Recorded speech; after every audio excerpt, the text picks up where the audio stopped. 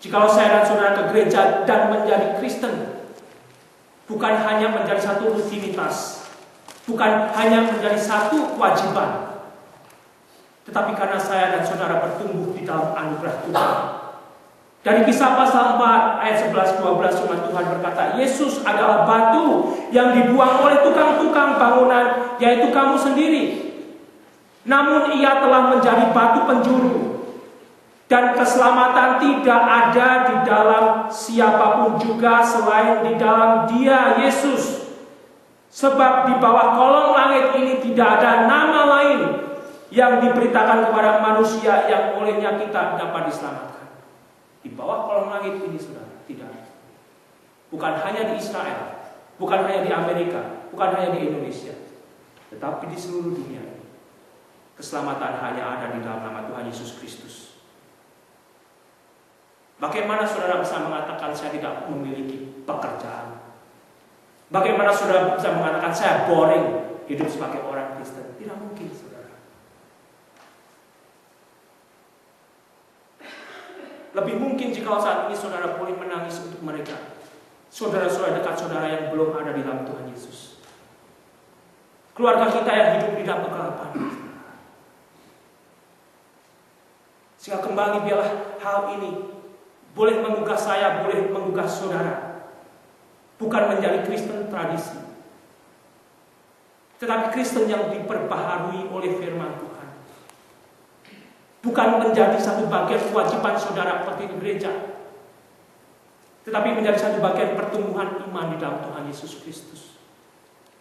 Sehingga akhirnya saudara, di ayat yang ke-10 dan 11, yang sudah mati untuk kita supaya entah kita berjaga-jaga, entah kita tidur, kita hidup bersama-sama dengan Dia.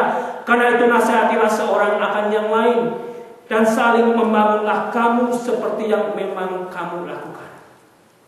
Saya dan saudara seperti juga jemaat di Tesalonika sebetulnya diingatkan untuk saling membangun, tidak untuk saling menjatuhkan, tidak untuk saling menjelekkan,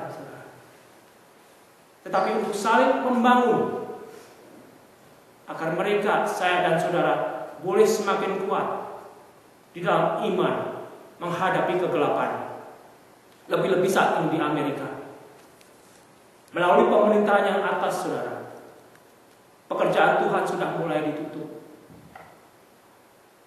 Jika saya dan saudara tidak waspada, yang kita pentingkan hanya perut kita, yang kita cari hanya keinginan nafsu kita, Amerika ini bisa menjadi negara yang sosialis meninggalkan Tuhan.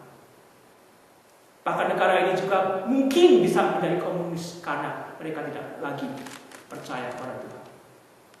Dan seperti firman Tuhan sudah katakan, mereka akan berseru mencari firman Tuhan tetapi tidak akan mendapati lagi. Dan bila itu boleh menyadarkan saya, itu boleh menyadarkan saudara. Hidup kekristenan saudara begitu mulia untuk saudara tidak sia-siakan. Mari kita berdoa. Bapa di surga, terima kasih jika di sore hari ini kembali setiap kami yang sudah membaca firman-Mu, Engkau yang boleh memberikan kebenaran. Bukan karena hamba sebagai manusia, tetapi Engkau boleh berbicara secara pribadi yang boleh membuat hidup kami bersama Tuhan Yesus lebih berarti. Baik kami yang muda, baik kami yang tua, tiada waktu yang terlambat bagi kami untuk mau Tuhan berbaharui, untuk mau Tuhan ubah, untuk mau Tuhan pakai.